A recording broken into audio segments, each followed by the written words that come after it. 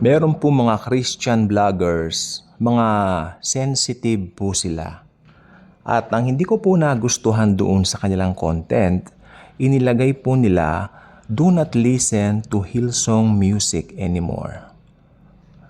Tapos, after ilang days, nakakita na naman ako kanina. Kanina nga po. Ganyan din po, stop listening to this group, kanya Hillsong. Gusto kong mag-comment pero alam po ba ninyo, pag sarado ang isip, wala po talaga. Ito po gusto ko pong sabihin po sa inyo. Ako po mismo, na masasabi ko, buong Christian walk ko, Christian life ko, Hillsong po ang mga CDs namin, pinapakinggan namin, may mga tapes din kami. Maganda po talaga, nakaka-bless po talaga. Pero hindi ko po ikakaila sa inyo, nakita ko po yung pagbabago ng kanilang musika. Nakisabay po kasi sila sa trend. And you know what? Kung tatanungin niyo ako, hindi na po ako sumusuporta doon sa mga bagong Hillsong na mga songs. Pero it doesn't follow na hindi ko na sila pinapakinggan. Pinapakinggan ko po yung mga albums nila from 2013 pababa hanggang 1992. From 1992 to 2013, 21 years po yan of solid Hillsong. Pinapakinggan ko po yan.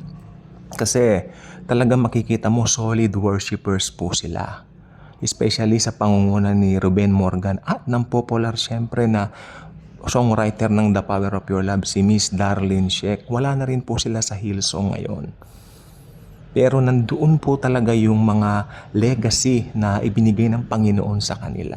Yung talent po nila na feed ang buong mundo. Pag maraming nadadown, yung kanta ng Hillsong na Still, yan po, nagpapakalma po yan, nakakatulong yan.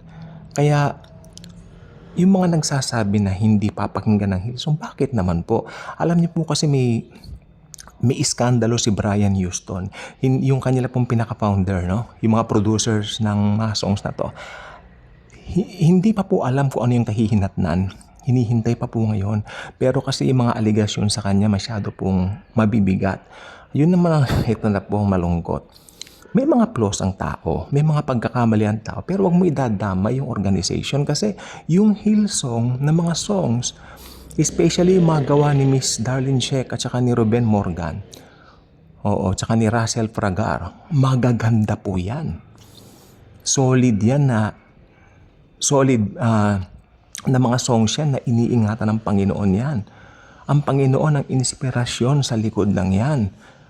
Okay? Mas gusto kong pakinggan yung mga old albums po nila. Meron po kami dito. Yung iba nga garalgal na yung mga tape. Pero alam niyo po ba, gumagaan ang pakiramdam ko whenever I listen to them. Kaya sabi ko, kung ba nagkaroon ng problema si Brian Houston, nagkaroon ng problema yung mismong organization ng Hillsong, hindi mo napapakinggan yung mga very anointed songs? Ano bang klase yan? Paborito ko po ang Hillsong. Buong Christian walk ko po, pinapakinggan ko po yan. Diba? So, yan, hindi na matatanggal yan sa maraming Kristiyano ngayon. They love Hillsong. Especially yung 2013 pababa. Kasi right after that, 2014 hanggang ngayon, hindi ko po alam. Dahil hindi na po ako nakikinig nga. Kasi pag sa Spotify, pinipili ko lang yung mga lumang albums kasi may discography doon, pipiliin ko. Ayun yung mga albums na talagang kinalakihan ko. Diba? May iba may CD kami dyan. Alam niyo po ba, huwag niyong idadamay. Kasi ibang Kristiyano ko mo ganun, hindi na kami nakikinig niya kasi ganun. Napakababaw naman po noon. Mga Kristiyano po tayo. At ang Kristiyano ay believe malawak ang isip. Dahil kung nandito rin po si Jesus Christ, malawak din ang isip niya at pangunawa niya. Okay, tandaan niyo po sa Bible, sabi niya ganun. Panginoon, pupunta ka sa bahay ng isang makasalanan.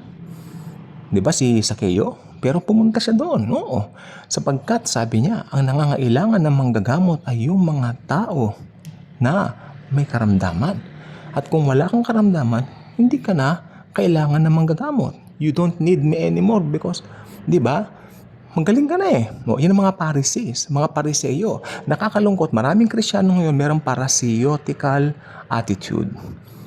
parasyotical attitude, mga pariseyo sa modern times. Nakapanood po ko isang Pilipino, nakakatakot po siyang mag-preach. Isa po siyang, alam niyo na, hindi ko na mamanggitin din. Wow, ako, parang hawak talaga niya yung mga tao niya, yung mga members niya. Loyal sa akin itong mga ito, ganon-ganon. I mean, sa atin po kasi mga Kristiyano, Galatia 5:1, malaya na tayo, manatili tayong malaya. And patuloy po natin pakinggan ang Hillsong na mga kanta, especially mga luma sa pangunguna ni Darlene Sheck. Okay? At kung di pa kayo subscriber dito sa ating channel, invite you to do so. Click the notification bell, share this video, share the wonderful love of the Savior, the Lord Jesus Christ Himself. Thank you, and Jesus truly loves us all.